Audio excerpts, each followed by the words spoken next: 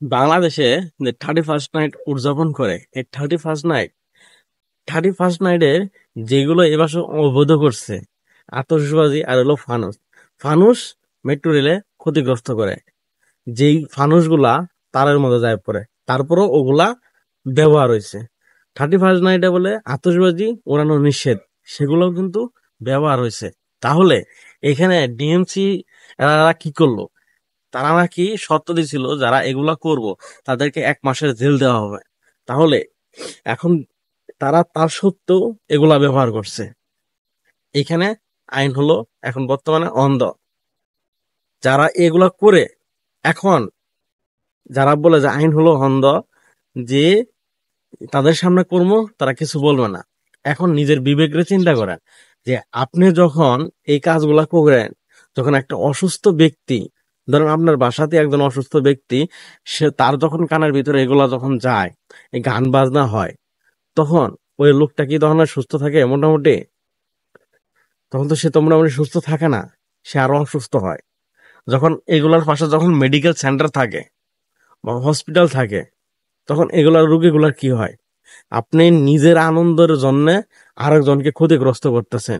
এগুলো যদি আমি শত আইনই বানাই, যদি আমার নিজের থেকে যদি মনুষ্যত্ব না আসে, তাহলে এই আইন বানায় আমার কোনো কাজ আসবে না।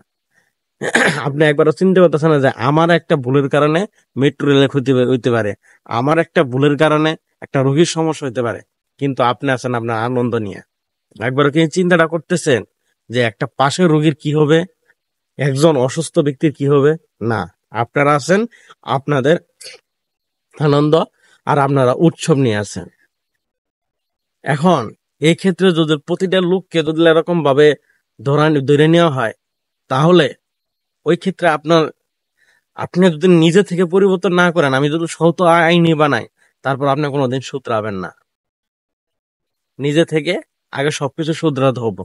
যেমন আমার দেশে বিভিন্ন ব্র্যান্ডের অবৈধ মদ নিষিদ্ধ, তারপরও যে 1 তারিখে 31 তারিখে যতগুলো হোটেল তল্লাশি করা হয়েছে, সবগুলাতে অবৈধ মদ ছিল। কেন রে ভাই?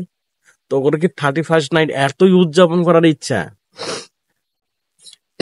এতই কিছু?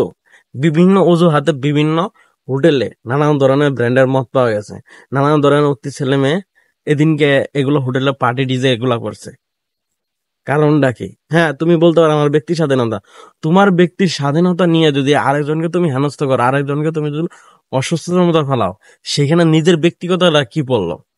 আজকে তোমার টাকা আছে, তুমি টাকা উড়াইতেছ, যখন 2 দিন পরে থাকবো না, তখন একটা লোককে তুমি অসুস্থ, তাকে তুমি আরো অসুস্থ বানাইতেছ। সো আমি একটা জিনিস খেয়াল করতে চাই, যে এই বছর তো হয়েছে হয়েছে, নেক্সট টাইমে যদি আগামী বছরগুলোতে এগুলো হয়, তবে আতশবাজি আর ফানুসের দিকটা একটু খেয়াল করবেন। কারণটা হলো, এই ফানুসটা যদি যখনকে তার প্রদীপটা নিভে যায়, যখন সেগুলো এই মেট্রো রেলের এলাকার আশপাশে যখন যায় না, মেট্রো তারের উপরে পড়ে, তখন কিন্তু ওই সময় এই যাত্রীগুলা ভোগান্তিতে পড়ে। আর যারা আতশবাজি চলায়, তাদেরকে আর কি বলবো? তারা যদি নিজে থেকে যদি সতর্ক না হয়, এখন তো ওই বাসার বাড়িওয়ালারা তো যায়, তো ধরে লাভ নাই। এখন বাড়িওয়ালা তো সবসময় সে ছাদ পহরা দিতে পারে না। এখন বাড়িওয়ালা যদি বলে যে আমি তো এইসব বিষয়ে জানি না, তাকেও অবহিত করার লাগবে। কারণ যদি তার বাসা থেকে আতশবাজি ধরা হয়, অবশ্য তাকে যদি ধরা হয়, তাহলে দেখবেন একবার সবকিছু ক্লোজ হয়ে যাবে। খুদা হাফেজ।